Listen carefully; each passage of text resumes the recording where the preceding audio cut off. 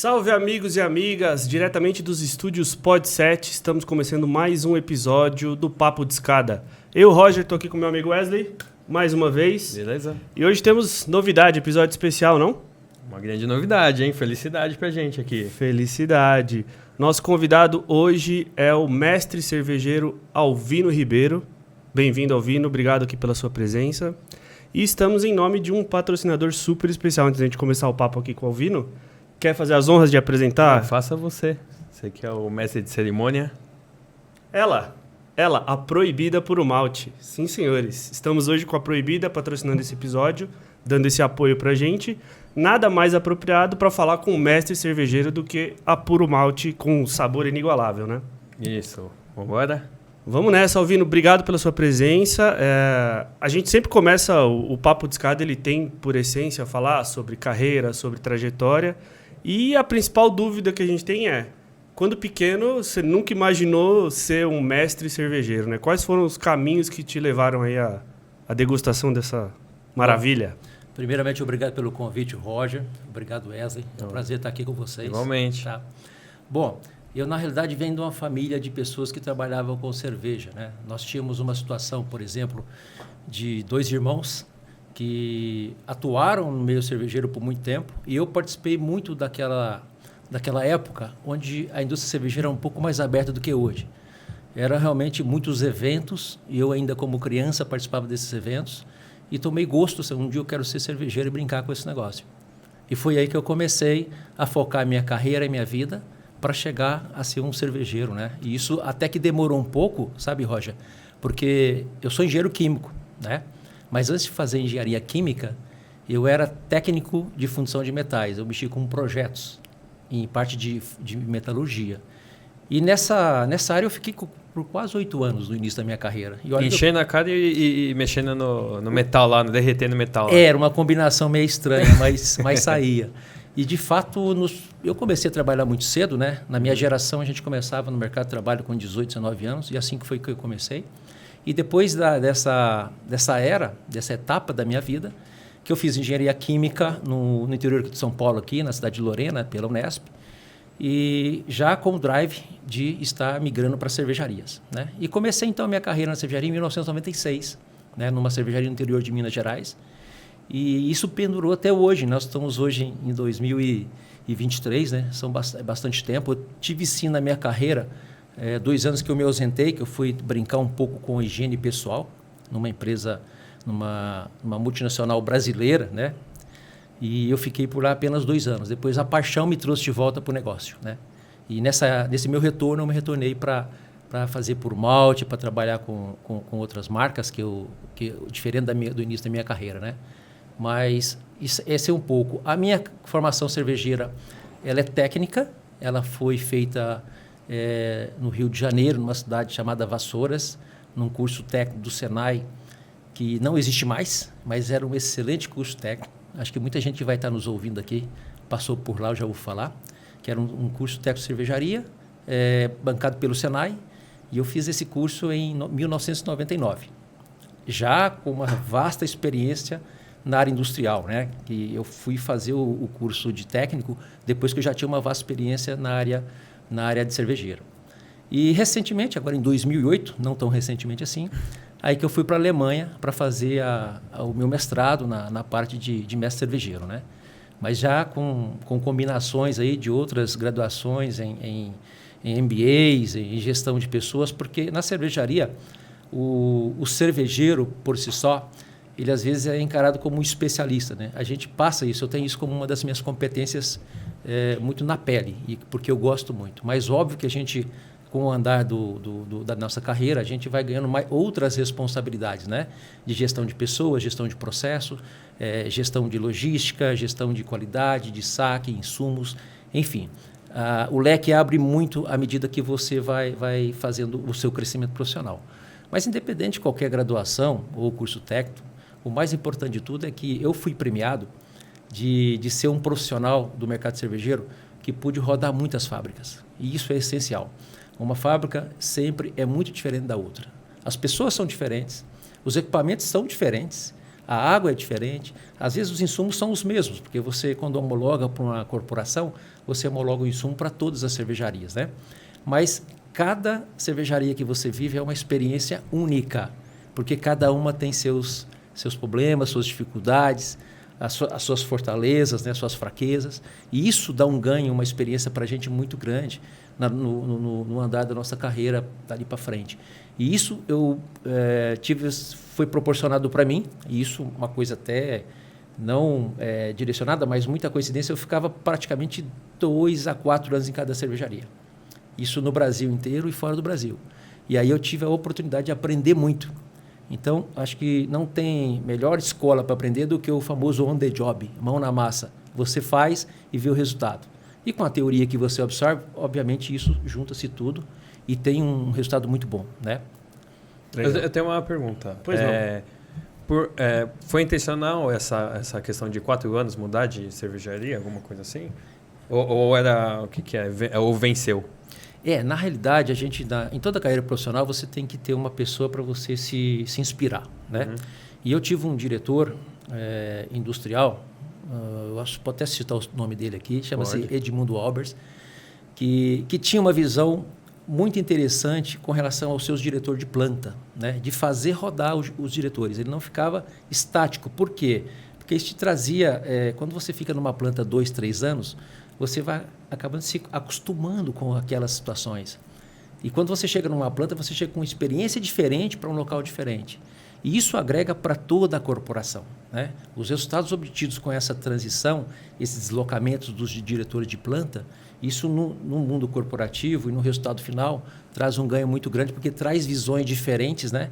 E você não fica viciado numa planta vivendo os mesmos problemas por 5, 6, 7, 8 anos, né? Quando alguém chega com uma visão diferente, com uma experiência diferente especialmente, não que ele é melhor ou pior, mas uma vivência diferente, ele com certeza vai de imediato agregar muito valor para aquele site. Você faz uma relação disso com a cerveja Puro Malte, por exemplo? O pessoal lá, sei lá, de casa tá acostumado com o tipo de cerveja e agora está sendo lançada Puro Malte. Essa é uma relação legal, assim, de ver que agora é uma nova experiência de sabor, a nova Puro Malte? É por aí. Eu diria que é uma soma de experiências vividas, né? Quando a gente desenvolveu a receita da Puro Malte, nós passamos por muitas marcas, muitas cervejarias, muitos sites, e a gente foi acumulando aqui as boas práticas, né? Uhum. Aquilo que agrega realmente valor. Porque tem muitas coisas que são adicionadas em cerveja e colocadas, e processos que tem que ver o resultado efetivo disso do ponto de vista qualitativo. Se realmente o consumidor vai perceber o que você está agregando naquele produto. Esse é o ponto principal. Então, quando a gente foi formatar essa cerveja, a receita dela, a gente obviamente somou as nossas experiências, viu o que o consumidor está pedindo nesse momento e a gente desenhou um perfil de cerveja para agradar o consumidor em sua maioria. Talvez o cervejeiro não faça sempre a cerveja que ele goste, mas ele faz a cerveja que entenda que o painel de degustação de uma planta, né, que a degustação, a gente vai falar um pouquinho sobre isso depois, sim, não é o cervejeiro que degusta e aprova. A gente capacita as pessoas, faz um grupo treinado para degustar cerveja e dar a sua opinião. Aceita voluntários para esse grupo ou não? Aceita. Aliás, esse grupo é feito por voluntários. Nessa pergunta. Mesmo? Exatamente. E espalhado pelo Brasil? Como que é?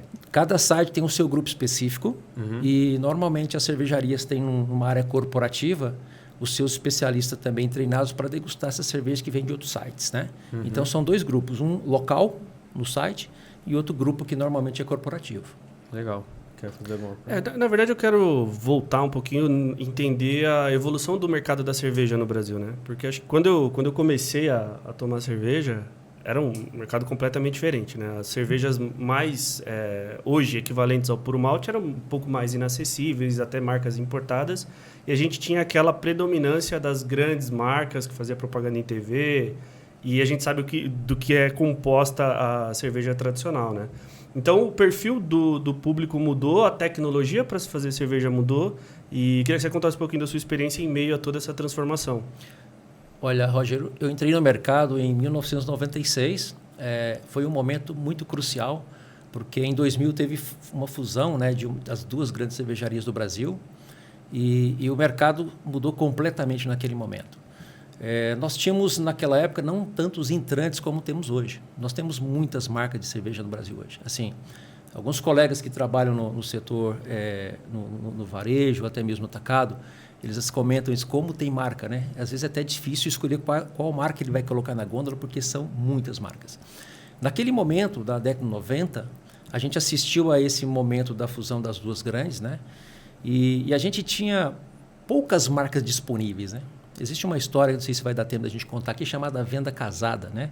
Porque teve um momento da minha geração em que não se tinha cerveja no final do ano, faltava, né? E aí, as cervejarias, para vender a cerveja, normalmente ela atrelava a venda de um refrigerante junto. Essa era a famosa venda casada, porque realmente faltava cerveja, por incrível que pareça. E naquela época não tinha tantas marcas e realmente a gente passava por um processo, como tudo é evolução, a gente tinha cervejas não muito boas naquela época. Isso é verdade. Cervejas que algumas até desapareceram do mercado, obviamente, né? Mas hoje, esse contexto da evolução tecnológica, da automação, de uma certa forma, nós não temos um know-how hoje muito amarrado em uma outra cervejaria, muito conhecido. A gente normalmente conhece o que o concorrente faz, né? Conhece nós somos um meio que a gente se entrega muito. Por exemplo, nós temos muitos congressos lá fora do país e aqui, a gente conversa bastante. Então, nós falamos muito sobre os negócios. Os fornecedores também são fonte de troca, de informação também. E hoje eu te digo que, no atual momento, se você pegar hoje, talvez as 10 marcas mainstream, a mainstream que eu chamo são as marcas que recebem xarope de milho, xarope de maltose ou milho na sua composição. Então, parte dela não é malte de cevada, é um adjunto que a gente chama, né? Normalmente, a maior parte é xarope de milho. E colocar essas 10 para fazer um teste cego, mesmo aquele que fala assim, eu só tomo essa marca, pode ser que ele se confunda. Porque a qualidade dessas marcas hoje estão muito iguais, muito iguais. A gente percebe que todo mundo evoluiu, padronizou e está no mercado de uma forma muito diferente do que era há 20 anos atrás, onde você tinha realmente cervejas que você degustava e você percebia de imediato, não, isso aqui não vai dar para a gente degustar, né?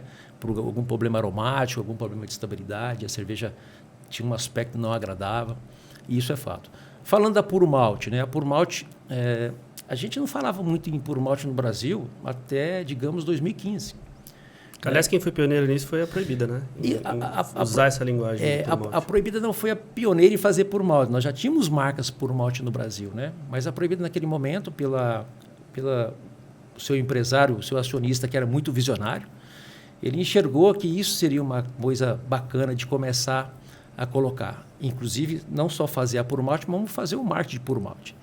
E a gente percebeu que mesmo aquelas cervejarias que já eram Puro Malte e não trabalhavam essa questão da exposição, começaram a expor a questão da Puro Malte. Isso foi um negócio bacana, porque não fomos jamais a primeira a fazer Puro Malte. Já tinha muitas Puro Malte no Brasil. Porém, foi uma das pioneiras em avisar para o consumidor que isso aqui é uma cerveja Puro Malte, que você está levando vantagem em tomar uma cerveja que parte da sua matéria-prima é substituída 100% por malte, que te traz proteínas, vitaminas, aminoácidos, né? Alguma coisa muito mais com substância do que simplesmente trazer açúcares, né? Para serem fermentados e fazer parte dos ingredientes que vão ser fermentados para formar açúcar e álcool. Uma das minhas perguntas era justamente essa. A diferença da Puro Malte, né, do malte em si, dos cereais não maltados que falam, né? Que você vê sempre nas fórmulas lá da cerveja, as que não são Puro Malte, elas têm esses cereais. Que tipo de diferença isso tem no organismo? Até na recuperação, né? Porque às vezes a gente passa um pouquinho do... De fato, assim, a gente vê muita coisa pela internet, né? E, óbvio, muitas coisas que saem por aí a gente não pode acreditar de imediato, né? Tem muita informação que é colocada ali que não é muito verdadeira. Mas a diferença básica entre as duas é que a matéria-prima principal, que é o amido, que vai gerar a fermentação, a Puro Malte é 100% feita de cevada, malte de cevada, né? E a que a gente chama de mainstream, ou uma cerveja com adjunto, ela é uma cerveja em que parte da composição dela é milho ou arroz, basicamente. Né? Isso, obviamente, o milho processado em xarope, porque você não vai processar o milho dentro da cervejaria, que seria muito complicado. Algumas cervejarias ainda o fazem, mas o mais normal é comprar o xarope de milho e fazer a adição desse xarope junto ao mosto cervejeiro para fazer a fermentação. E qual que é o percentual disso? Por lei, né, por legislação, a gente pode usar no máximo 45% de milho, no máximo. Então, você não pode ultrapassar 45%. Se você ultrapassar 45% da sua receita entre milho e malte, a cerveja tem que ser chamada tipo cerveja de milho. Isso que eu ia falar, chama de sabugo. Exatamente. Então, assim, óbvio, por que a maltose entrou no Brasil? Custo, né? Custo. E o americano também, ele tinha essa ascendência. O europeu um pouco mais resistente em usar adjunto, né? O europeu, ele é muito na linha da cerveja puro malte. Mas o americano, ele introduzia o adjunto, o milho, o arroz. Né? Exatamente. E isso, quando chegou para o Brasil, obviamente, tinha uma oferta de custo menor de produção. Isso é fato. Porém, assim, eu não sou um cervejeiro, um profissional da área de cervejaria, que eu, de alguma forma, digo assim, olha, cerveja com malte não presta, aliás, cerveja com milho não presta e com malte é boa. Cara, eu acho que o consumidor ele tem o direito de escolher o que ele quer. Eu já vi muito consumidor chegar até mim e falar assim, cara, eu tento beber por malte, mas eu não consigo. E a gente tem que respeitar o gosto do consumidor. A gente tem excelentes cervejas com milho. Né? Você perguntou do ponto de vista de saúde e tal. Bom, essa composição toda, a gente falou de proteína, aminoácidos, que o malte traz com mais substância, vamos dizer assim, né? Mas a parte de carboidratos que o milho traz é um açúcar que vai ser fermentado com condições de boas práticas de fabricação, né? De higiene e tal. Tem algumas pontos que são colocados, a cerveja tem mais glicose, menos glicose. O perfil da cerveja a gente desenha numa etapa da fabricação, que é quando você prepara o mosto. Eu posso preparar uma cerveja com pouco açúcar residual, que vai ficar na cerveja. E posso preparar a cerveja com muito açúcar residual. Isso independe do custo, isso não interfere em custo. É apenas uma questão de você caracterizar a cerveja daquela forma, com açúcar residual mais alto ou com açúcar residual mais baixo.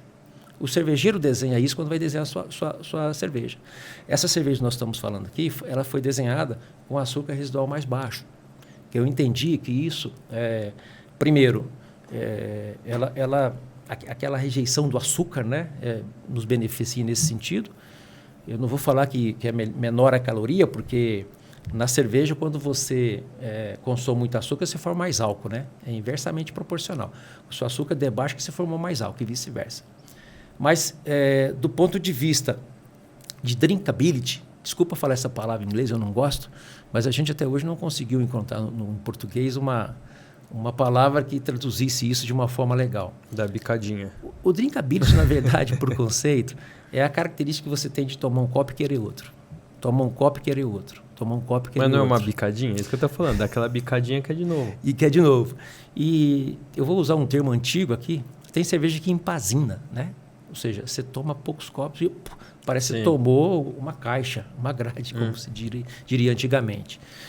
Então, nesse contexto, eu entendo que as cervejas puro malte e a cerveja mainstream, com adjunto, elas podem ser boas dentro da sua característica que ela quer oferecer, sem nenhuma ser pejorativa com a outra.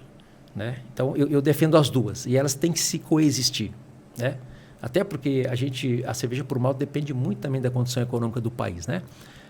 Os países mais envolvidos, obviamente, essa parcela de cerveja puro malte que é consumida é maior do que nos países em desenvolvimento. Aqui mesmo na América do Sul hoje, talvez meus dados não estejam muito ainda atualizados, mas a Argentina e o Chile, por exemplo, tem uma parcela de consumo de cerveja puro malte maior do que a brasileira. Né? Por isso que a gente fala que o mercado brasileiro de cerveja é muito atrativo, porque tem um potencial de crescimento enorme. Além de crescer no consumo per capita, né, ele pode crescer também no consumo da puro malte, o que traz valor agregado, tanto para a cervejaria, né, e para quem está comprando também.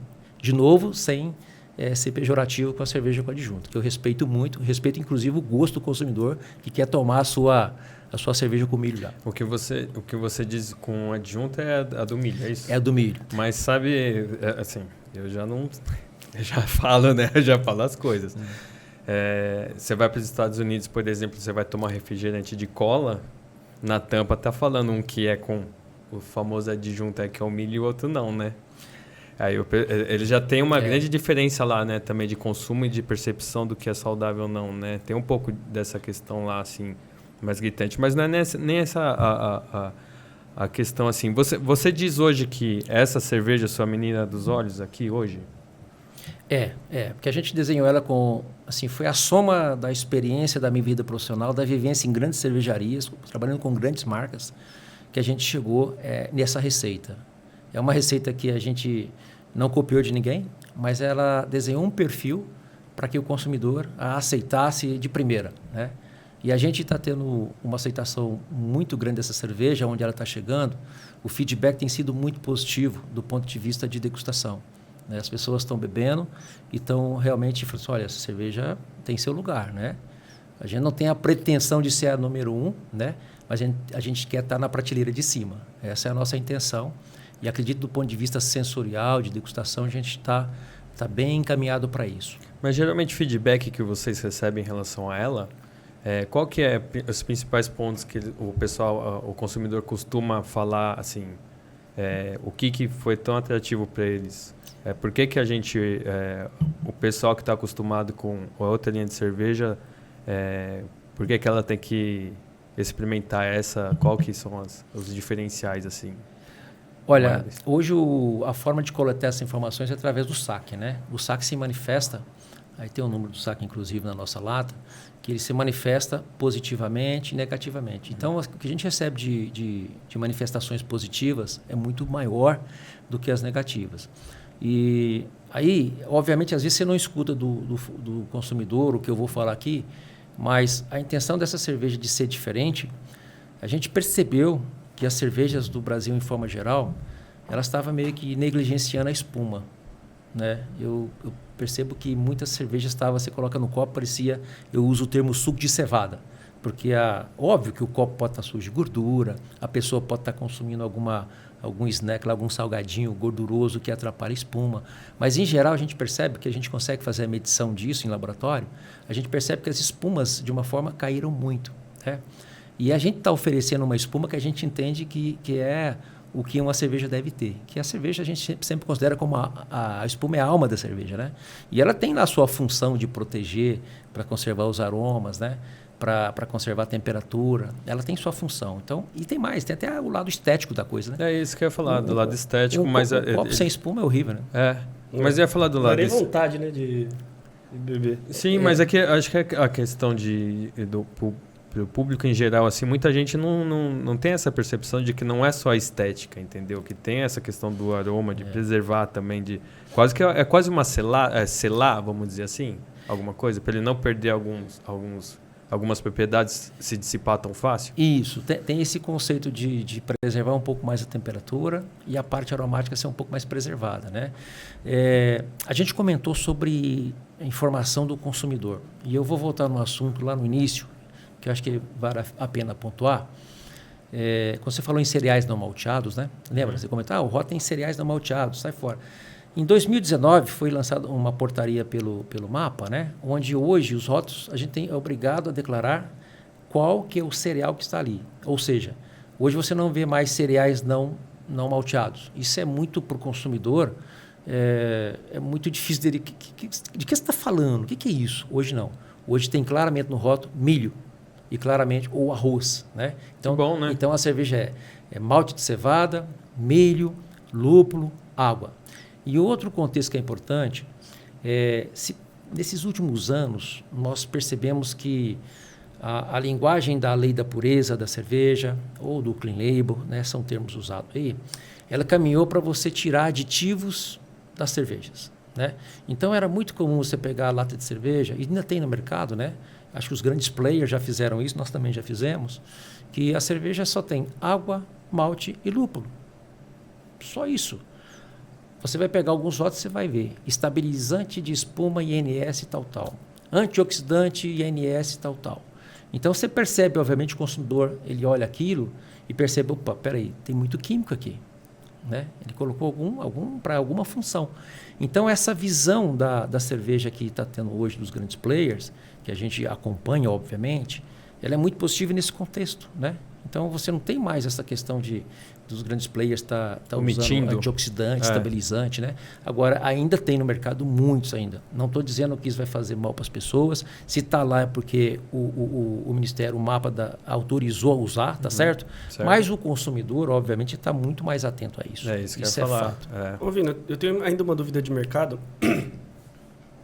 A divisão em gôndola entre as cervejas puro malte e as com adjunto, hoje você tem ideia de como está isso? Se já está 50-50? É proporcional. Não, porque em volume, com certeza, isso é ainda baixo. Eu não tenho os números aqui, mas isso não chega a 20% de puro malte ainda, né? O volume das cervejas de mainstream com adjunto, ele é muito grande, porque ele tem um volume... Escala, né?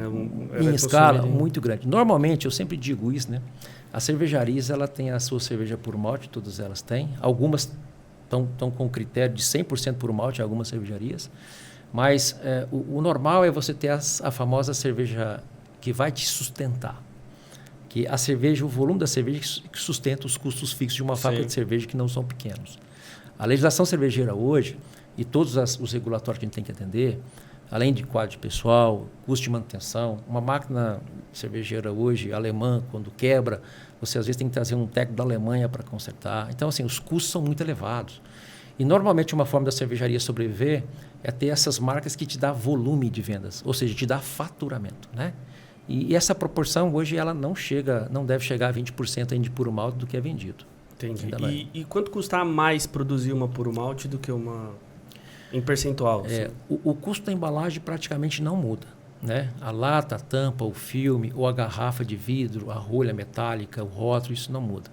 O custo basicamente está ligado a puro malte normalmente já tem um tempo de fabricação do líquido um pouco mais demorado, porque se toma mais cuidado, tal, que é uma cerveja premium, né? E essa relação entre a proporção de milho e de malte. Se você me perguntasse qual que é o preço de um quilo de maltose e 1 quilo de malte, eu vou falar de forma aproximada, mas 1 quilo de maltose custa aproximadamente a metade de 1 quilo de malte. Só para você ter uma ideia da proporção disso, né? Para a formação do custo do líquido. Mas eu te digo que o custo do líquido ele não é tão relevante no custo final. O que realmente hoje pega muito pesado para custo da formação de custo de uma lata de cerveja é basicamente o custo da lata, que é muito caro, da tampa. A gente fala de forma separada porque a lata ela vem de uma origem diferente da tampa. É lá na cervejaria que faz a tampa, né? Parece que é uma coisa só, mas não é. O filme plástico que envolve as latas, no caso, estou falando especificamente de lata. O custo de logística, né? Que às vezes você faz uma cerveja, por exemplo, no estado de Goiás e vai levar em São Paulo. São 900 quilômetros, né? Então, esse custo de frete logística ele é bastante intenso. E, obviamente, né, a carga tributária, que eu nem queria entrar nesse assunto, que não é meu métier, mas ela representa muito, muito no custo final do produto, sem dúvida. Entendi. Assim, eu vou falar de uma situação que aconteceu comigo, tá? Eu vi que lá fora do país, eu vi que tem países, vou falar especificamente, Berlim. Eu fui para Berlim, lá na Alemanha. Foi onde eu estudei. Então. Que eu via lá que a cultura é muito diferente lá, né? Assim, porque eu lembro que tinha... foi uma das primeiras vezes que eu vi aqueles... Tinha tipo cerveja mentolada. Só que eu já vi a caneta do Alvino ali. Mas eu via também o pessoal andando como se fosse... A cerveja como se fosse... água normal, assim, andando, carregando. Não é uma coisa que o pessoal hoje aqui, eles vão... vai querendo mostrar que uma cerveja lá é diferente, assim, a cultura vendo assim. E também foi uma das primeiras situações que eu vi do pessoal bebendo cerveja sem estar gelada, que, assim, eu já tinha ouvido falar. E eu vi lá, assim...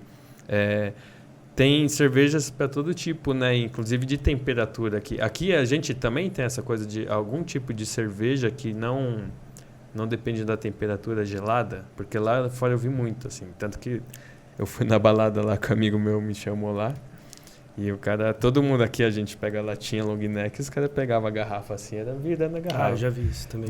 Mas era alemão, né? Era outra pegada lá. De fato.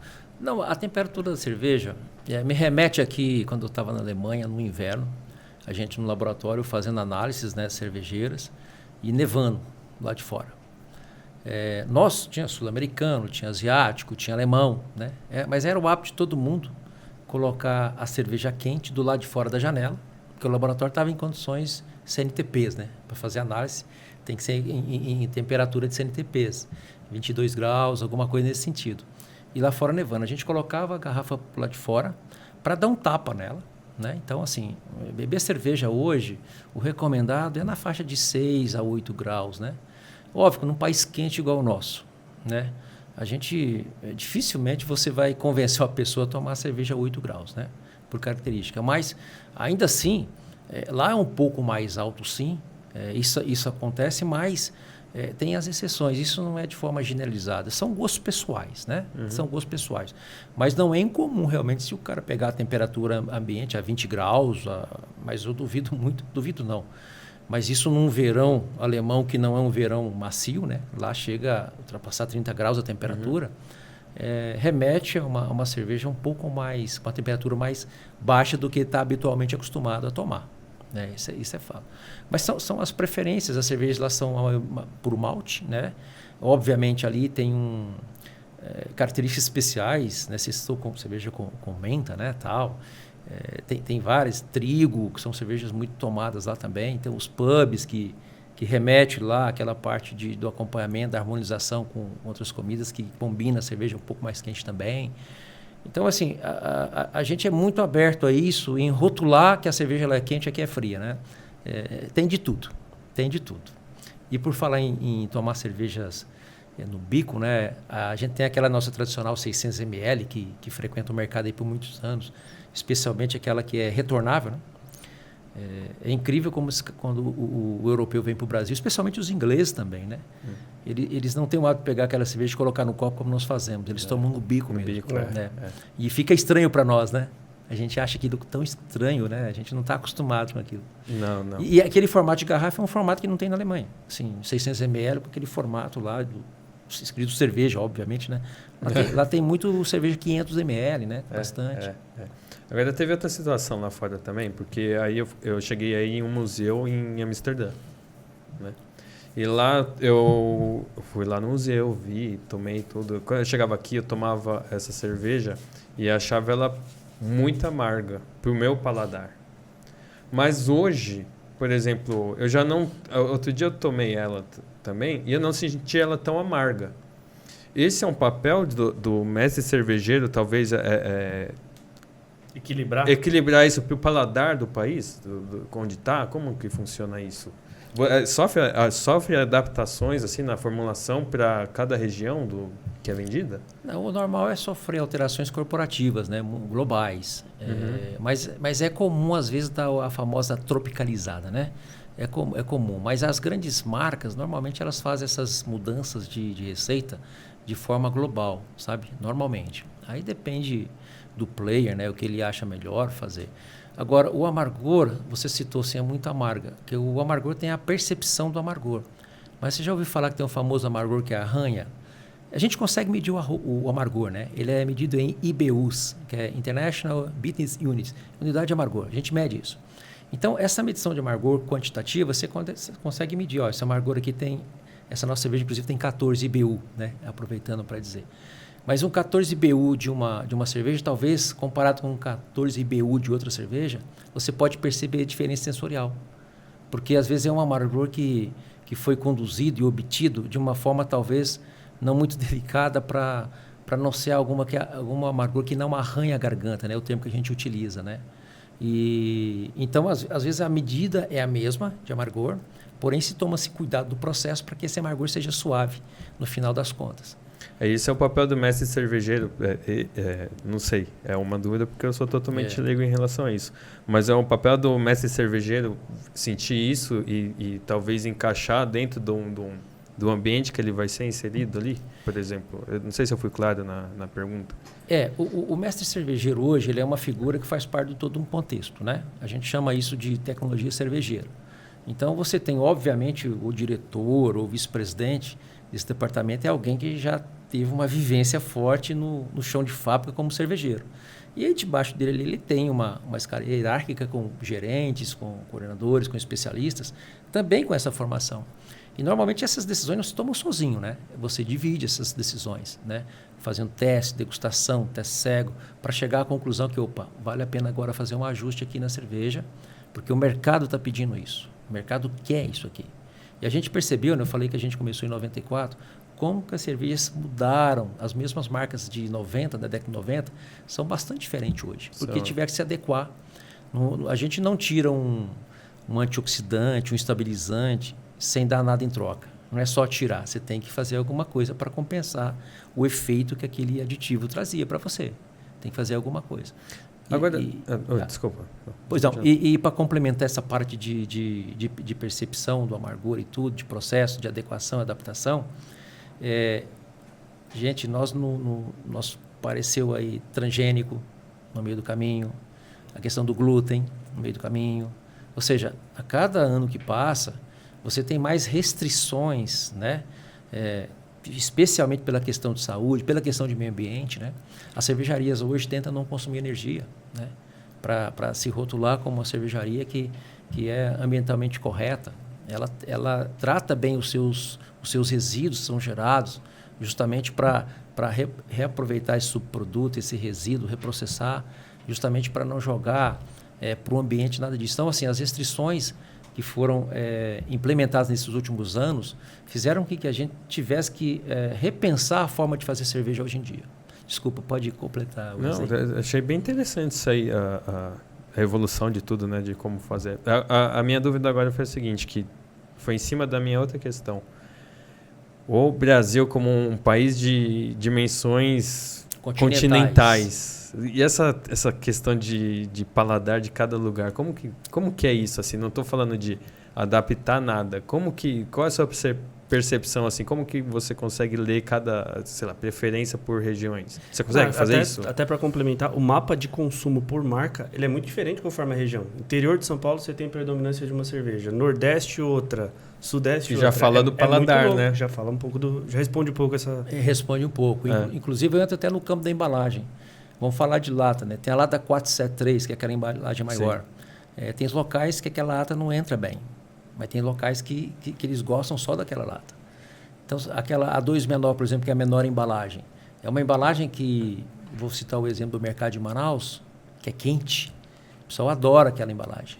Porque o pessoal põe uma cerveja lá para tomar, se for um volume muito grande, ela esquenta muito rápido. Né? Então, São Paulo é mais predominante, 350 ml. Rio Grande do Sul gosta muito de 473 também, Paraná, Rio de Janeiro, Minas Gerais. Então, assim, a parte de embalagem é uma característica. E a parte de cerveja, fala assim, poxa, mas qual o perfil de cerveja que em cada região do país gosta? É difícil falar isso sem dados estatísticos, né, para a gente ter realmente uma coisa muito mais evidente. Mas é de se esperar que um local quente goste de cerveja mais leves e refrescantes. E que um local que não é tão quente goste de cerveja um pouco mais encorpadas, né? Daí você tira uma conclusão de como o Nordeste prefere cervejas mais com mainstream, né? O Norte também, e talvez aqui mais para o Sudeste do país, a preferência por cervejas mais com corpo, né? mais encorpadas, por exemplo, por malte. Sabe o que eu ia pedir? Assim, é uma questão também... A gente tem uma grande curiosidade de ver um profissional degustando mesmo a cerveja, assim, sabe? De abrir ali, colocar o ritual todo. Você pode fazer pra gente explicar? Acho que eu tava esperando ansiosamente por essa parte mesmo. Até pra gente pensar um pouco nas questões de verdade ou mito, né? Porque a gente viu amplamente divulgado recentemente um vídeo em que a pessoa diz que a forma correta de servir uma cerveja é aquela onde você deixa ela se movimentar o máximo possível para liberar tudo que não deve ser liberado dentro de você. E aí a gente via lá atrás, quando os nossos pais, nossos avós iam servir a cerveja, eles colocavam o copo levemente inclinado para não formar espuma e deixando formar espuma só no final. Agora acho que é a oportunidade que a gente tem de um mestre ensinar para a gente como é a forma correta de servir. Lembrando a todos que estão assistindo, este produto é indicado a maiores de 18 anos e se for beber, não dirija. Vamos fazer a demonstração aqui, certo? Certo. Perfeito. E beba com moderação. Fábio, ó, pau na máquina, hein? Primeiramente, né, antes de fazer qualquer coisa, existe uma grande preocupação com o copo, né? Então, o copo mal lavado, com algum resíduo de gordura, né, ele fatalmente vai interferir, especialmente na espuma da cerveja. Então, o copo tem que estar extremamente limpo, né, muito bem lavado, com muito carinho, seco, né, preferencialmente. O que eu vou falar para vocês aqui em alguns minutos é algo que a gente faz cursos de meses, né, para chegar nisso. Então, são coisas bem pontuais, assim, que qualquer um vai entender de forma bem rápida. Por exemplo, quando a gente vai fazer a degustação oficial, mesmo o copo estando seco, preparado, a gente pode, por exemplo, ter a opção de fazer a ambientação da cerveja. Ou seja, você coloca um pouco, envolve, tem contato com todo o copo e descarta, né? Para ambientar todo, mesmo que tenha ficado alguma coisinha na lavagem do copo, é uma oportunidade de você se livrar disso. Mas não vamos fazer isso aqui, não, né? Vamos. Eu vou beber água aqui, você joga aqui. Mas é um processo bem tranquilo, né? Não pode desperdiçar. Muita gente sempre fala que não pode ter perda de extrato, né? Extrato basicamente é o malte e a matéria-prima que você utilizou. Pronto. Aqui basicamente você lavou ela com a própria cerveja, né? Deixou a... Exatamente. Isso é um conceito especialmente para fazer análise de cerveja também. Qualquer equipamento que eu vou levar para fazer uma análise, eu tenho que fazer essa ambientação, porque senão pode trazer uma distorção no resultado. Bom, para servir, né? Você falou, espuma. Poxa, a gente tenta não colocar a espuma no primeiro momento, é igual estiver servindo um chopp, né?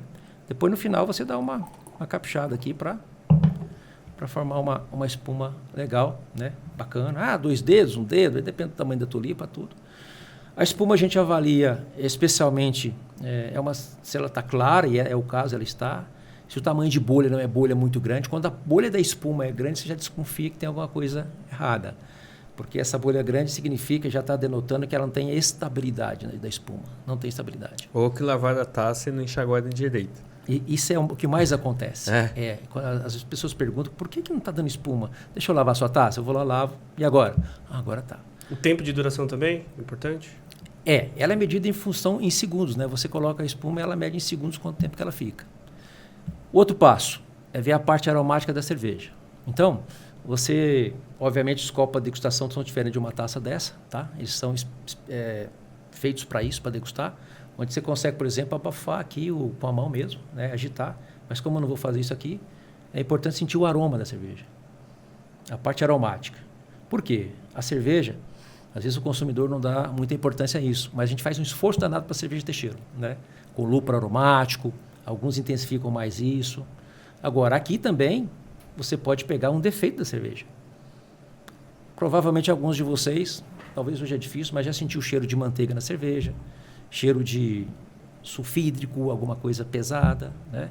Isso às vezes, no processo de fermentação ou de produção em geral, pode acontecer. Mas cabe à cervejaria reter isso, obviamente. Mas é uma forma de você também ver se a cerveja não tem defeito. Então, você vê aqui o lado bom, que é a parte aromática agradável, e também percebe se você não tem nenhum desvio aromático. Se não tem um cheiro aqui, não deveria estar aqui, tá certo? Um cheiro de queijo, né? Então, o treinamento de degustação, ele passa por identificar mais de 20 defeitos característicos que podem acontecer em perfil, em traços mínimos que você tem que pegar, né? Porque se você é um degustador da cervejaria, você não pode... se você percebeu, você tem que ser treinado para perceber traços muito pequenos, para que isso não vá para o mercado, né? Muito bem, feito isso, né? Se a cerveja não tem nenhuma situação diferente, anormal, aromática, tanto do ponto positivo como negativo, é hora de fazer a degustação. Antes de fazer a degustação, tem uma parte técnica que a gente tem que falar, né? A nossa língua, ela é coberta por papilas gustativas, né? Então, na ponta da língua, você percebe o doce, né? No final da língua, você percebe o ácido. E na lateral da língua, você percebe o amargor. Então, na degustação, quando você vai dar o gole, você deixa a cerveja navegar pela sua língua para isso ser bastante mostrado, para ver se a característica da cerveja realmente está condigente com o que ela diz de ser, Esse é um ponto crucial.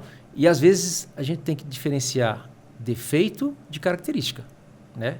Uma cerveja se propõe a ser amarga, o fato dela ser amarga não é um defeito, é uma característica. E assim por diante, né? A temperatura ideal para servir uma puro malte? Isso é muito controverso, mas eu diria para você que é de 4 a 7 graus, vai. De 4. Como eu disse, depende muito da temperatura ambiente que você está no momento, bebendo e tal. Eu pessoalmente, né?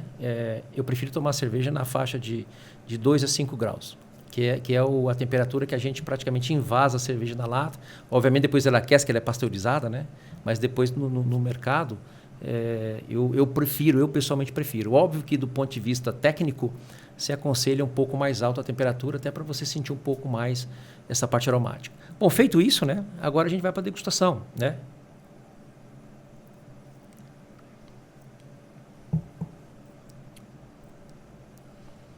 Então, por exemplo, quando eu analisei a parte de doçor, muito pouco, como eu falei, a cerveja tem pouco açúcar residual. Então, eu não sinto na ponta da língua muito açúcar. Tem cerveja que eu sinto bastante. Lá mais na parte inferior da língua, você pega a parte do amargor. É ali que você vai sentir de uma forma intensificada o quanto amarga ou menos amarga ela está.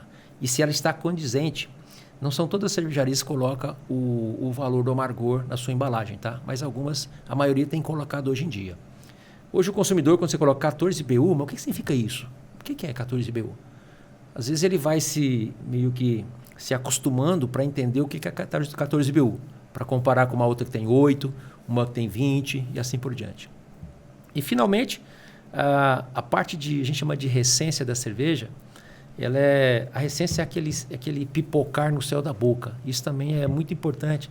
Vocês já ouviram a expressão de cerveja choca, né? A cerveja choca tem muito a ver com isso, porque ela perdeu o gás de alguma forma. Tem outros atributos, obviamente, que trazem recência. Não é só o dióxido de carbono, o CO2, né? Mas é uma característica importante. A cerveja tem que ter recência. Não pode ser uma cerveja que você bebe parece que está tomando suco, né? Tem que ter recência. Então, assim, existe uma certa complexidade. Obviamente, no modelo de degustação, você tem vários modelos. Por exemplo, você vai introduzir um insumo na sua cerveja diferente.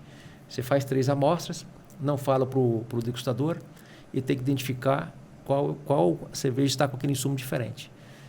Por um tratamento estatístico, a gente chega à conclusão que aquilo não interferiu. Pronto, está aprovado, do ponto de vista da degustação. Tem também o teste de você quantificar ou ranquear cervejas, né? Qual está melhor, qual está pior. Aí você vai dando notas, né? E essas notas, obviamente, se muitos repetidamente fizeram uma mensuração de uma cerveja com uma nota boa, um score bom, significa que a maioria está entendendo que aquela cerveja é melhor. Então, o leque de degustação é muito grande. Agora, as cervejarias não têm o degustador, a figura do degustador, tá? A degustação é uma das competências que são desenvolvidas para quem estiver interessado em participar. Mas como que participa disso? Primeiro, você é acompanhado do seu estado de saúde. Você, na degustação, as cervejarias tomam cuidado hoje de fazer exames médicos para ver se você tem condição de degustar e periódicos, né? E depois, com o treinamento, você chega num ponto, mesmo que você não seja uma pessoa do chão de fábrica, seja um administrativo, ele chega numa situação que você consegue ser até melhor que um cervejeiro, por exemplo. Por quê? Está muito ligado a dons, né? Tem gente que tem uma capacidade de pegar alguns defeitos incrível, né? Em lineares de percepção muito baixos. Mas, como eu falei para vocês, são 20 e poucos defeitos. Nem sempre, por isso que a gente faz um grupo de pessoas, nem sempre um cara que é bom para pegar um defeito A é bom para pegar um defeito B. Então, o painel ele se complementa. Então, quando todo mundo degusta esse painel inteiro, esse grupo de pessoas degustam, você percebe que ali tem um valor que é confiável, né, estatisticamente confiável, para que vai chegar no consumidor, né, com uma mensuração ali do que foi aquela degustação muito bem feita. E quantas pessoas geralmente fazem essa degustação? Tem alguma média de quantidade de pessoas? Tem porque da degustação para... Você degusta a água, você degusta o moço cervejeiro, você degusta o malte que chega, você degusta o dióxido de carbono, borbulha na água, degusta a água, o ar comprimido. Então, assim, é uma gama, não é só cerveja. Então você divide esse painel, normalmente uma cervejaria de médio porte tem 20 pessoas, 25, 30 pessoas treinadas. Porque também você não pode colocar várias amostras para uma pessoa só degustar. Você tem que, especialmente aquelas que contêm álcool, né? Então você limita a degustação, as unidades, para que todos possam participar. Por isso você tem que ter um painel muito grande, né? Para fazer a alteração das pessoas que vão degustar no seu dia a dia, para que o consumo não seja grande de álcool. Agora, como eu falei, quando você degusta outros elementos que não tem água, aí não tem uma limitação assim de grau. Mas não precisa. Às vezes um tratamento estatístico ele é dado com 5 degustadores para liberar uma certa... no dia a dia de rotina, é o suficiente para você, tá ok, pode tocar, pode envasar, né? Pode colocar no recipiente que está aprovado. E aí você degusta em várias etapas também. Vini, eu vi aqui no nosso rótulo que tem informação de corpo. Para quem está assistindo que é mais leigo, o que isso quer dizer exatamente? Aqui a gente tem 3 de 5, né? A graduação. Essa foi a forma que nós tentamos informar ao consumidor que essa cerveja ela tem um açúcar residual baixo, né? Então, a gente se preocupou em ter um açúcar residual baixo na cerveja. Por isso, das 5 marquinhas aí, nós colocamos só 2, né? Foi a nossa proposta de receita de cerveja fazer dessa forma. Obviamente, o corpo não é dado só pelo açúcar residual que está na cerveja, tá? Ele é dado pelo teor de CO2, tem outros aspectos e atributos que interferem nisso. Mas a soma disso tudo, o açúcar residual é muito importante nessa composição toda. Essa foi a proposta. Legal. Assim como também está aqui o próprio amargor, né? Foi o que ele falou, IBU. É o IBU, né? É o IBU. Ele também tá com essa mesma graduação. Eu acho, muito bonito esse rótulo aqui, né? Acho bem bonito mesmo. Ouvindo uma pergunta mais particular mesmo. E como você, na churrasco, você degusta toda a golada desse jeito aí, ou você já vai mandando para dentro mesmo? Na realidade, assim, a gente eu degusto cerveja às 6 ou 7 horas da manhã. Para vocês parecem, puxa, mas 6 horas da manhã... Mas eu tive cunhado pior. Mas assim, isso é profissional mesmo. Eu já tive fase pior. Mas essa degustação é 100% profissional, né? Mas eu consumo bastante. Eu sou aquele cara que tem gente que trabalha em cervejaria, cervejeiro, né? Especialmente cervejeiro, e não gosta de cerveja, gosta de uísque. Não, eu gosto de cerveja. E o que acompanha bem uma cerveja para você? Assim? Para harmonização? Uma taça. Pronto.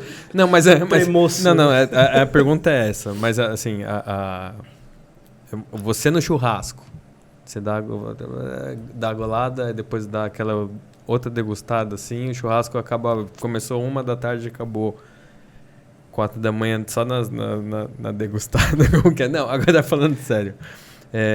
O que você, para você como qual que é o seu gosto? Né? Como consumidor, você gosta como? Acompanhado com o que, assim? Bom, me permita dizer que eu não sou sommelier, né? Hoje existem profissionais treinados para fazer essa harmonização, né? Mas, e cada cerveja, por exemplo, a cerveja por malte, com corpo maior, corpo menor, uma característica diferente, ela requer harmonizações diferentes, né? Mas, e a cerveja mainstream, aquela com milho, também requer harmonização diferente. De uma forma generalizada, eu estou falando agora como um bebedor e consumidor de cerveja, né? Que eu me assumo ser. Sim. Eu gosto que um peixe, acompanhando um peixe com a cerveja, é muito agradável. Um queijo, né? Eu gosto de azeitona. Essas coisas simples do boteco, né? Eu, por exemplo, cerveja com carne assada eu não gosto muito. Eu, pessoalmente, não gosto. Acho que não combina muito, né? Tanto é que, às vezes, deixa eu comer carne assada, depois eu bebo cerveja, né? Mas, tipo, num churrasco, você gosta? O churrasco eu gosto. E é óbvio, a gente convive, bebe, mas se eu for tomar uma cerveja assim de beliscar, eu belisco muito pouco a carne assada para isso, né? E como eu falei, eu gosto muito mais do peixe, do queijo, de uma tábua de frios para acompanhar. Pô, deu uma vontade agora, hein? Não deu vontade? Tem iFood aí? Mas repito, para isso nós temos profissionais, né, sommeliers, que são os mais indicados para falar sobre esse assunto. Não, é uma pergunta mais pessoal mesmo. Eu também tinha essa curiosidade para saber o que o mestre cervejeiro consome com a cerveja. Né? E você tem esse ritual para todas? Até tipo na 8ª lata você ainda tem esse mesmo cuidado ou não? Não, você já tá lá de Bagdá. Aí eu passei a ser consumidor, não sou mais cervejeiro, é diferente. Muda a figura, né? Muda a figura. Casa de ferreiro... Você muda o personagem. Mas eu acho que tem, geralmente, o profissional, assim, da qualificação do ovino, em outros segmentos mesmo, assim, na hora que tá no dia a dia, assim, ele esquece, né? Não dá pra curtir bem, assim. Porque na cervejaria é uma empresa como outra qualquer, né? Sim. Então, você tem lá a gestão de pessoas, gestão de processos, padronizações, KPIs, né? Que você tem metas para bater. Todas as cervejarias têm, todas as grandes empresas têm isso hoje. Eu tenho uma dúvida nesse ponto. A gente viu, há algum tempo, uma cervejaria sofreu com um processo ali na fabricação em relação à contaminação, né? Foi um caso até amplamente divulgado. A Proibida, ela tem... que cuidado a Proibida tem para, de fato, isso não acontecer e como é o processo em termos de segurança? Quando teve essa ocorrência, né, o MAPA, que é o Ministério da Agricultura e Abastecimento, ele tomou algumas medidas, né, e fez a implementação de medidas preventivas para que o que aconteceu com aquela cervejaria não se repita, né? Por incrível que pareça, o que aconteceu lá nas nossas fábricas jamais ia acontecer porque a gente não usava aquele líquido refrigerante, né? Nós usávamos o que 99% das cervejarias utilizam. Ainda assim, foram tomadas medidas preventivas, né? Que quando acontece uma situação dessa, obviamente, né, as instituições responsáveis, elas precisam tomar providências para que aquilo fique mais seguro e não se repita mais. E todas as cervejarias foram, entre parênteses, afetadas por isso, por fazer a implementação e colocar a evidência de que fez, né? Uhum. Então, vou dar um exemplo para você, né? O álcool que a gente utiliza hoje para fazer o resfriamento da cerveja, ele tem que ser álcool alimentício. Se porventura vier a ter um vazamento, alguma coisa, você não vai estar dando a saúde de ninguém. Então, foi uma das medidas e outras mais que nós tivemos que, junto ao Ministério da Agricultura, evidenciar que foram tomadas em todas as cervejarias. Então, eles não devem tratar de uma forma isolada as situações, né? Tem que tratar de uma forma bem abrangente, para que isso não se repita mais, né? E é engraçado porque nesse episódio todo, a gente acompanhou pela mídia e Lavoisier dizia que nada é veneno, tudo é veneno, né? Depende da sua quantidade, né? Então, as situações que aconteceram de óbitos, assim, teve consumo, acho que bastante elevado, pelo menos nas vítimas que eu tomei conhecimento. Não estou falando com propriedade, porque não tenho acesso aos processos, né? Mas, de novo, ele volta para a química, né? A química é interessante porque é uma grande verdade, né? Nada é veneno, tudo é veneno, depende da quantidade. É o famoso, a diferença entre o remédio e o veneno é a dose, né? É bem por aí, né? É bem por aí, Eu tenho uma dúvida em relação à água. Naquela sessão Verdade ou Mito, a gente ouvia bastante falar que tinha uma cervejaria, uma água de determinado lugar, a pessoa identificava no paladar que a cerveja era daquela região ou não. O quanto a água é importante no processo fabril? Olha, a gente falou muito de evolução aqui do mercado cervejeiro, da parte de produção, de tecnologia cervejeira. E esse mito ou verdade, talvez ele fosse verdade lá na década de 90, 80, 70, né? Hoje, as águas que são utilizadas para a fabricação de cerveja, existe legislação para o uso dessas águas. As águas são bastante corrigidas, né? Você, às vezes, tem que corrigir o sal. Por exemplo, essa água tem que ter um pouco mais de cloreto. Eu vou lá adicionar o cloreto. Essa água aqui precisa ter um pouco mais de... ajustar o pH dela, né? Que é um parâmetro importante. Se você vai lá e ajusta. Então, até mesmo água com ferro, se tiver algum traço de ferro, você tem como remover o ferro dessa água. Enfim, a tecnologia trouxe para a gente... uma padronização até da água. Isso. Até porque tem água potável, né? A água cervejeira, antes de tudo, tem que ser uma água potável. Começa por aí. Normalmente, a água cervejeira é uma água potável sem cloro. Eu tenho que fazer a decloração da água. Eu não posso fazer o uso do cloro para a gente usar como água cervejeira, né? E, óbvio, ela passa por processo de esterilização, a gente faz aquecimento dessa água para utilizar, para que não tenha nenhum problema microbiológico envolvido nessa água. Então, existem muitos cuidados. Então, eu diria que hoje isso virou mito, porque você tem recurso tecnológico para ajustar a sua água no que você quer. Agora, óbvio que em certas regiões do país você gasta um pouco mais para ajustar a água e outros um pouco menos. Aí a variável é custos, né? Para você fazer o ajuste naquela água no padrão que você quer. É legal. Eu tenho duas questões. A primeira é, tudo bem, assim, você tem a sua criança aqui, ouvindo. Meu bebê. Seu bebê. Você também palpita, assim, é uma pergunta bem besta mesmo, assim. Você palpita também, assim, no design também? E essas informações foram sugestões suas de fazer esse selo de amargor, tudo, assim, visualmente deixar destacado Porque você agora há pouco falou essa questão do amargor aqui, do IBU, que eu acho que um outro era 4, um negócio assim. Você faz essa... Foi uma sugestão sua isso? Nós temos um designer que faz nós sugerimos uma proposta, o que a gente quer de perfil para lata. E ele desenvolve uma primeira ideia. E essa primeira ideia, ela é distribuída por todo o grupo dos gestores comerciais, os gestores administrativos, a área técnica, né, para todo mundo palpitar ali no que ele colocou de primeira. Obviamente, essa lata não é o resultado final, mas ela começou com outro design, né, ela foi ajustando, não, isso aqui não pode, isso aqui pode e tal. O que eu entro na lata é a parte de regulatórios. Então, toda a parte descrita nessa lata, como a gente falou sobre beba com moderação, aliás, eu aproveito para dizer, né, beba com moderação, sempre. Cerveja é proibida para menores de 18 anos e assim vai. A gente aproveita para fazer isso.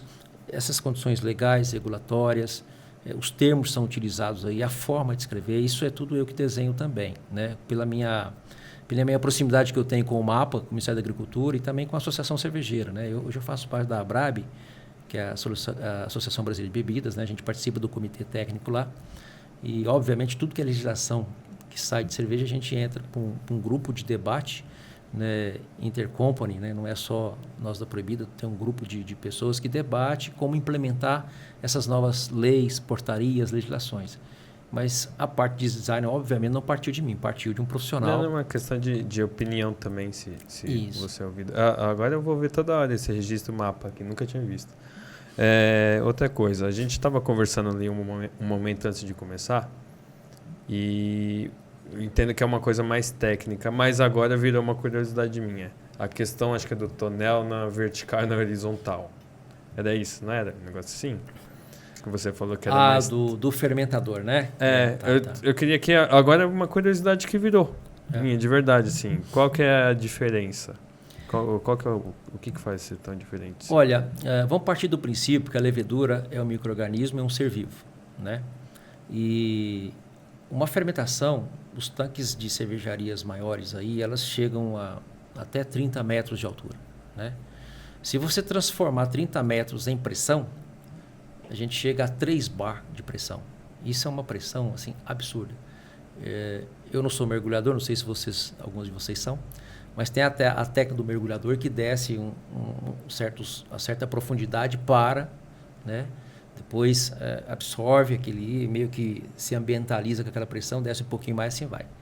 Então você imagina uma levedura, né, que é um ser vivo, que está trabalhando com 3 bar de pressão nas suas costas, né?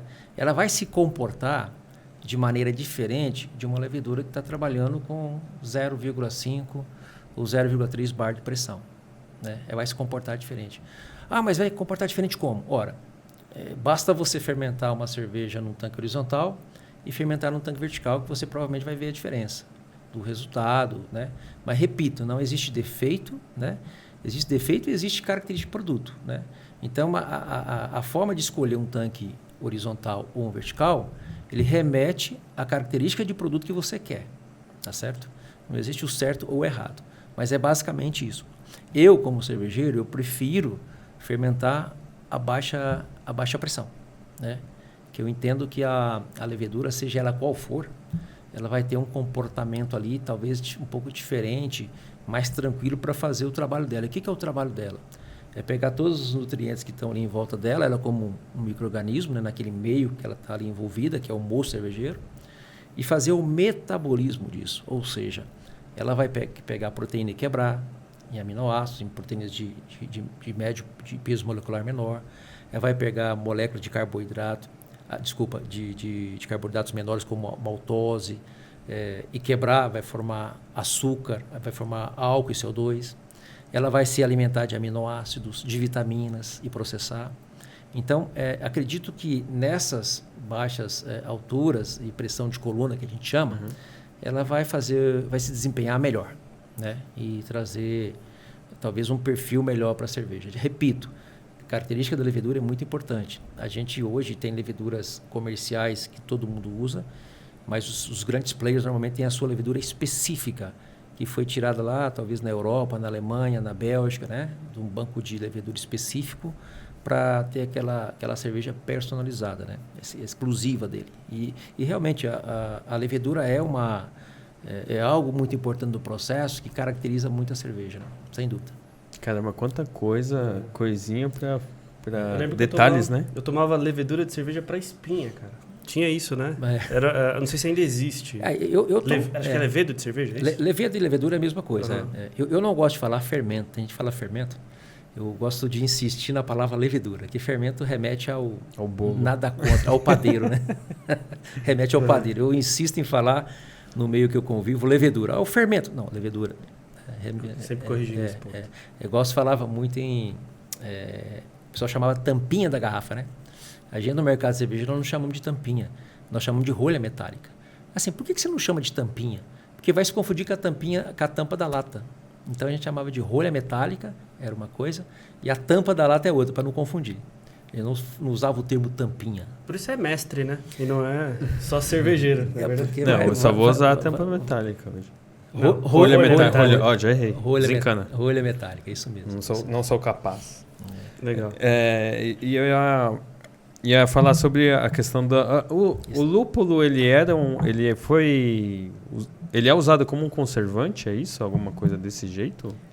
O lúpulo, dosado na cerveja, ele tem o objetivo de fazer, obviamente, colocar amargor na cerveja. E tem o lúpulo especial, que tem a função de dar o aroma. Nem sempre são os mesmos, tá? Então, às vezes, você põe um lúpulo aromático e um lúpulo de amargor.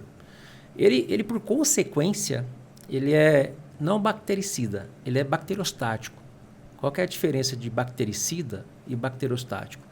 O bacteriostático, ele inibe o crescimento da levedura, de bactérias, né?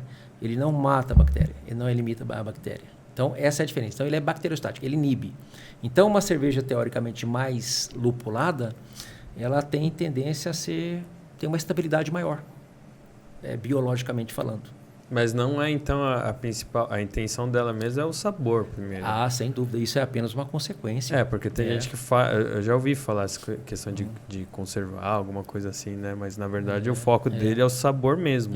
Isso é um efeito mínimo, tá? Não é um efeito... Se você quer realmente preservar uma cerveja, você tem que tomar o cuidado nos seus processos cervejeiros para evitar ao máximo qualquer tipo de contaminação com bactéria, né? Ao máximo. Aliás, diga-se de passagem, todas as bactérias do meio cervejeiro que a gente convive, né? E elas existem, porque elas estão por aqui, elas não são patogênicas, tá? Até porque a cerveja tem condições muito especiais, né?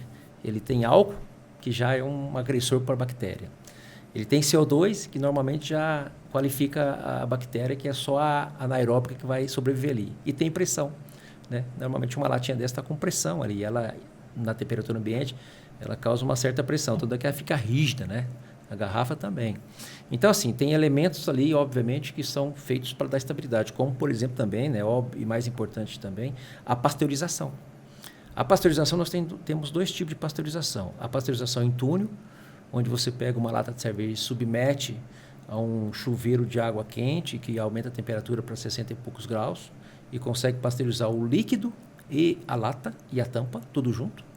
E existe a flash pasteurização, que é um processo onde você pasteuriza somente o líquido. O recipiente você tem que dar um outro jeito de fazer a esterilização dele. Porque normalmente a lata, por exemplo, ela entra, né?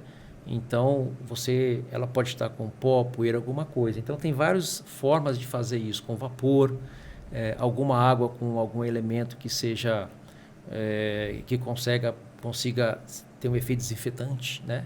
Para fazer a preparação dessa água para receber a cerveja. Mas se ela for pasteurizada, isso é menos importante. Agora, a garrafa ou a lata que vai receber uma cerveja flash pasteurizada e ela não vai sofrer a pasteurização, aí o cuidado com esse recipiente tem que ser muito grande. Porque senão você tem uma cerveja flash pasteurizada, porém, onde ela vai ser colocada, não está bem tratado, não está esterilizado. E aí você pode ter um problema de contaminação ao longo do shelf life desse produto, né? Agora, uma questão também até pessoal de novo. Como que foi a sua entrada nisso de degustação, não degustação profissional, mas de gostar de cerveja, assim? Você lembra o dia, a sensação, como que foi isso? Porque... Ou tava bêbado? Não, eu me lembro porque a minha família, né, eu tinha os meus 2 irmãos mais velhos, eles trabalhavam numa cervejaria. E eu costumava frequentar esse ambiente, não dentro da fábrica, mas nos eventos. E tinha a figura isso na década de 80, 90, tinha a figura do cervejeiro ali que me encantava, porque o cervejeiro era o cara da cervejaria. Ele era o cara. E muito mais do que hoje, tá? Porque naquela época você não tinha muita instrumentação para medir amargor, para medir cor, para medir espuma. Era na língua mesmo. O cervejeiro era o cara que liberava literalmente a cerveja para o mercado. Tipo assim, tá boa, vai. Não, tá ruim, fica. Ele era o deus da cervejaria, né? Hoje ele perdeu um pouco a sua importância. Para de humildade. Que me desculpe os cervejeiros colegas, né? Porque a gente hoje tem muita instrumentação para fazer a medição da cerveja. É óbvio que nada dispensa a degustação. Né? Nada. Né? Que se a gente fala assim, você mede quantos atributos na cerveja? Eu meço 50. Cara, deve ter milhões aqui dentro. Que a gente ainda não descobriu como medir, né? Esse é o ponto. Por isso que a degustação é de suma importância. Mas, assim, a minha pergunta era... Como que foi você? Você lembra a primeira vez que você pegou a cerveja, colocou na boca, sentiu, degustou mesmo? Assim? Foi uma coisa que foi um divisor assim, para você? Foi. Porque assim, eu acredito que em algum momento você só olhava. Não sei, nessa época. Aí depois teve a permissão ou foi escondido e tomou. Como que foi essa? Mas isso antes da cervejaria? Na vida. Na vida? Na vida. Eu acho que eu experimentei cerveja pela primeira vez... 16 anos, 17 anos, por aí, né? A primeira vez que você degusta cerveja com 15 anos, você não gosta muito, né? Não é o paladar que te agrada. Não é. Depois você vai se adequando, se adaptando àquilo e passa a gostar de uma forma muito intensa, né? Já visto, né, os apreciadores aí. Então, é uma escala que a primeira vez que você experimenta, não é tudo aquilo que você esperava. Por que esse pessoal gosta de cerveja? Isso aqui é muito ruim, é amargo isso aqui. Eu prefiro um refrigerante, né? E, obviamente, você vai amadurecendo as suas papilas gustativas, né? A gente tende com a idade, largar um pouco doce e mais pro amargo, né? É uma tendência natural. Mas, você perguntou de um momento importante. Eu trabalhei no meu início de carreira na indústria metalúrgica, como eu falei antes, né? E a indústria metalúrgica ela é muito agressiva do ponto de vista ambiental. Você tem pó, poeira, calor. Naquela época, na década de 80, muitos acidentes, né? Porque era uma coisa muito grosseira, manual. E quando você vai para um ambiente de cervejaria, meu Deus, aquilo é um sonho. É um ambiente limpo, né? Sanitário, a maioria dos locais frio, porque você está, às vezes, na adega, na filtração, tem temperaturas baixas e tudo, né? E especialmente, ninguém quer saber de peça fundida, né? Mas de cerveja muita gente quer saber. Por que é isso? Por que é aquilo? Isso. A gente não tem nenhum metalúrgico convidado nos próximos episódios. Tá aí a prova. Mas é, obviamente, um profissional muito importante. Mas o prazer de trabalhar com cerveja não tem volta, né? Você nasceu numa cidade menor ou numa capital? Eu não lembro disso. Eu nasci no interior de Minas, numa cidade com o nome de Itaúna, né? Uhum. E eu comecei minha carreira, obviamente eu saí de lá, fui para o Rio Grande do Sul trabalhar com metalurgia, depois fui para São Paulo trabalhar com metalurgia e foi onde que eu fiz a engenharia química, né? Divinópolis, por exemplo, é próximo a Itaúna, fica a 40 quilômetros. Foi lá a minha primeira cervejaria, onde eu comecei em 96 a brincar de fazer cerveja, né? Que eu já era engenheiro químico, obviamente. A gente, quando entra numa cervejaria, naquela época, em 96, né, como engenheiro você já entra coordenando atividades, né, até sem conhecer muito. Obviamente, você faz um treinamento prévio ali de um mês, acompanha alguém. Mas foi uma época muito boa da minha vida, porque era muito manual. E quando você põe a mão na massa para fazer as coisas, aí que você verdadeiramente aprende, né? Quando você manda fazer... Normalmente você não aprende. A gente tinha que ensinar muito também. Era muito capacitação de operador, de técnicos, né? Então você praticava o ensino, aprendia e ensinava, aprendia e ensinava. Isso virava um ciclo virtuoso, né? Para a gente se capacitar ainda mais. Mas essa região de Itaúna, Divinópolis, né? Isso. É uma região lá montanhosa, alguma coisa assim, não? É característica de Minas, né? Sim, sim. Minas, assim, é toda a grande BH ali. Quando você vai para o lado da 262, vai para o Triângulo Mineiro, já começa a consertar os terrenos, né? Até chegar no Triângulo Mineiro, que são campos e mais campos e mais campos. E no sul de Minas, muito parecido com São Paulo, ainda ali naquela região de Extrema, Pouso Alegre, né? Ainda com muitas montanhas. Mas é aquela paisagem característica, sim. De Não, montanhas. tô perguntando porque você já viu muito caminhão tombar e você ficou o quê? Você chorou ou foi correr para pegar a cerveja que estava na rodovia? Mas eu nunca assisti caminhão tombar. Mas óbvio que a gente participa porque os nossos caminhões às vezes têm sinistros, né? E aí você toma conhecimento, né? Obviamente a companhia de seguro cobre, né? E não tem o que se aproveitar porque a cerveja tombou. É claro que para quem vai pegar ali para consumo próprio naquele momento, aproveitando o sinistro, ok.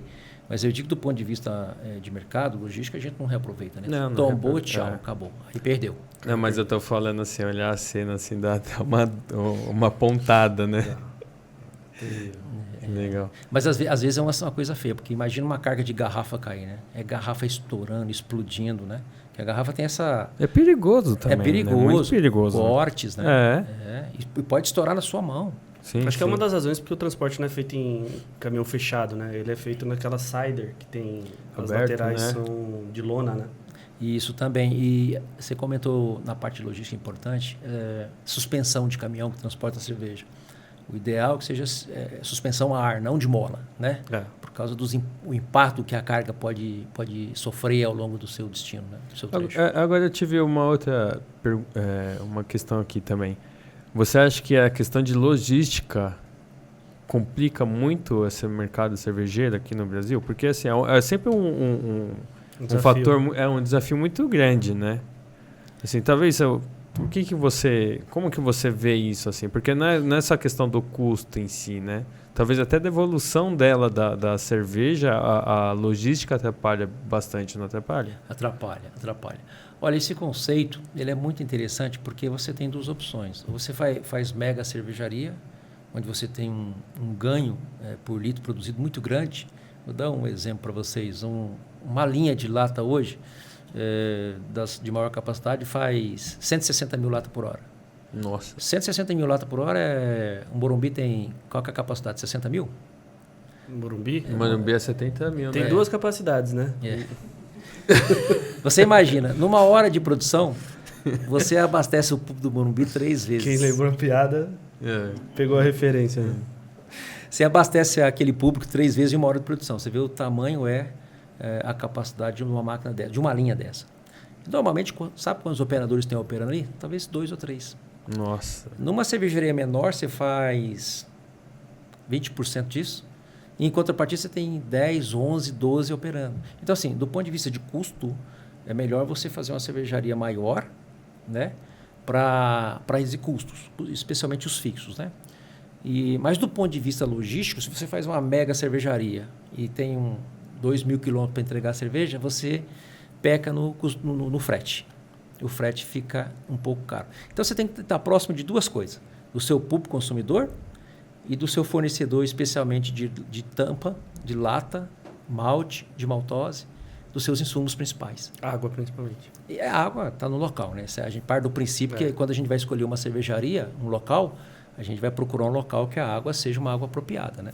Nossa, então o seu papel mestre cervejeiro, ele praticamente cuida de tudo, né? Devia ter um nome na lata aqui, né? Igual tem no remédio, né? Então, na verdade, assim, a minha função é um pouco mais abrangente do que mestre cervejeiro, né? A gente cuida da parte de gestão industrial de cervejarias, né? E a parte de receitas, de desenhar receitas, é uma das minhas competências, né? Mas a gente está envolvido com a engenharia, né? De compra de equipamentos, de adequação, de participar dos projetos de novos investimentos, de projetos de novas fábricas, né? O pacote ele é bem maior, né? Que a gente carrega junto aí. A parte de cervejaria foi o meu métier durante muitos anos. Eu era um cervejeiro muito específico. Eu cuidava exclusivamente de uma marca, né? Por muitos anos. Naquela época eu não tinha sequer subordinado, né? A minha preocupação era técnica. Desde a chegada do malte até a cerveja lá na gôndola do supermercado. E fazendo relatórios para a Europa, justificando o porquê que não foi legal, porquê que foi bom, recebendo auditorias externas, né? Então eu era um cara extremamente técnico, né? Que me deu esse background que eu tenho hoje, a ponto de eu não precisar estar tão colado ao processo assim e ter uma abrangência maior, né? A gente, às vezes, né, eu converso com alguns colegas cervejeiros e a gente só aprende isso fazendo. Quando dava um problema na cervejaria no passado, há uns 20 anos atrás, você corria para a cervejaria para resolver o problema. Hoje, pela nossa vivência, a gente consegue dar andamento em qualquer coisa por telefone, né? Porque a gente já viveu várias coisas, né? Quando a pessoa, aconteceu isso aqui, o que eu faço? Calma, vou fazer isso, isso, isso. Então, o deslocamento para o site para ver um problema, ele praticamente vai quase a zero. A gente consegue fazer isso, direcionar as iniciativas, as providências, mesmo estando virtualmente, né? Participando virtualmente somente. Mas, Alvina, para desenvolver esse produto específico, quanto tempo de ponta a ponta levou? Olha, o líquido, eu fiz vários testes desse líquido, né? Porque a cervejaria que a gente produz hoje, ela tem você tem uma ideia, o tamanho a gente fala fabrico, né? É 8 toneladas. Eu não consigo produzir menos que 8 toneladas. Então, assim, ficaria incabível fazer um teste com 8 toneladas de malte. Isso geraria um expressivo de volume a ser descartado, às vezes, né? Então, a gente fez ela em algumas cervejarias pequenas parceiras e foi fazendo teste de degustação, até chegar no líquido. Isso demorou aproximadamente uns 6 meses, já com a ideia do líquido pronta na minha cabeça. A gente foi testando. E o design da lata demorou uns 3 meses aproximadamente, até chegar na arte final. Então vamos dizer que... Mas ele corre em paralelo, junto, né? Corre em paralelo. Então 6 meses para você desenvolver um produto novo desse assim? Isso. Caramba. Porque a gente já tem na cervejaria um laboratório bem equipado, né? Então a gente consegue fazer testes internos sem ter que sair para fora, fazer testes externos. E tem a parte regulatória, porque a cerveja, quando você vai colocar nova marca, você tem que fazer o registro dela. Então esse registro do mapa, hoje, o Ministério da Agricultura ele evoluiu demais do ponto de vista de burocracia, vamos chamar assim, né? Hoje tem uma plataforma, chama CIP-Agro, que a gente entra, nós como responsáveis técnicos, né? Tem senha, tudo, e você vai lá e faz o registro da sua cerveja conforme os treinamentos que eles dão, e você praticamente já tem o certificado na mesma hora. É só levar todos os elementos, né, que você precisa para fazer o registro da cerveja e é muito rápido. Aí esse número que você viu aí que tem mapa tal, é esse número aí que ele é específico dessa cerveja. Então, hoje ela está, obviamente, regulamentada, né, dentro das normas nacionais, especialmente dentro do Ministério da Agricultura. Legal. Excelente. Acho que você que assistia aí o Papo de Escada não fazia ideia quanta coisa tem num processo de desenvolvimento de um produto como a Proibida por Malte. E é complexo, né? Extremamente complexo. Acho que a gente também está tirando mais uma verdade ou mito aqui de que cerveja dá barriga. Não é a cerveja que dá barriga, é o que você come que dá barriga. O mestre cervejeiro toma cerveja desde as 7 da manhã, fininho. Chipado. Hoje o termo é chipado. Tá? Chipado. Exatamente. Então, lembrando que o consumo de cerveja é proibido para menores de 18 anos, mas a proibida é para maiores de 18 anos. Então, garanta a sua, prove esse novo sabor, essa nova receita. Quem quiser encontrar a Proibida nas redes sociais... Cerveja Proibida, né? Arroba Cerveja Proibida. Então sigam a Proibida nas redes sociais, acompanhem as novidades. Acho que a gente encerra por aqui, certo? Certo, mas também vai aparecer mais vezes, né? Proibida vai aparecer mais vezes. Ela tá com a gente aqui. Ela tá com a gente aqui, parceiraça. Toda hora que eu olhar aqui, eu vou lembrar do Alvino. Falei, Alvino, meninão. Obrigado, viu, Alvino? Olha. Beba com moderação. Tá bom? Tem sua bênção? Pode. Tá aprovada, testada. Assim, Amém. Amém. Sucesso pra Proibida. Não deixem de seguir o Papo de Escada nas redes sociais, @Papo de Escada. Assinem o nosso canal no YouTube, ativem notificações para sempre que a gente tiver conteúdos educativos como esse, você ter acesso aí em primeira mão. A gente está em breve de volta aí com novos episódios, como você comentou, ainda com o apoio da Proibida. Garanta a sua já, não perca. E também e ouça também essa explicação da Proibida, também a apresentação aqui que a gente fez com o Alvino aqui no Spotify também. Então, exatamente. Assim, vai disponíveis também nas plataformas de áudio também, além do YouTube. Então, Alvino, você vai estar lá também, no áudio do pessoal aí, tudo. Vai ficar famoso, hein? Eu já vi que é famoso, viu? presentes. Porque eu dei uma pesquisada lá, o Vino tá em todas também, viu? Eu pesquisei, saiu Malvino Salvador. É. Ó, O meu saiu, eu fui pesquisar, saiu Alvino e Esquilos. E os Esquilos. Alvino Alvin. e os Esquilos. Alvin. Eu pensei que fosse Alvino. Quase. Desculpe. A origem do meu nome europeu é Alvin, né? Virou Alvino, né? Aí, tá vendo? Aqui quer dizer branco, claro. Albi- Assim como a albino. espuma da proibição. O problema é que o corretor, quando vão passar alguma mensagem para mim, sai Alcino, sai Albino. Tomem cuidado, viu? Albino. Muita coisa. Por isso que você não respondeu, acho, minhas mensagens. Foi por isso, Roger. Beleza, galera. Tá bom, gente. Ficamos Obrigado. por aqui. Aqui. Aquele abraço para nossa audiência, pessoal. Até Obrigado a próxima. por acompanhar a gente em mais um Papo de Escada. Até a próxima. Até a Valeu. próxima. Valeu. Agora a gente vai falando e aí vai subindo os créditos, igual no Jornal Nacional.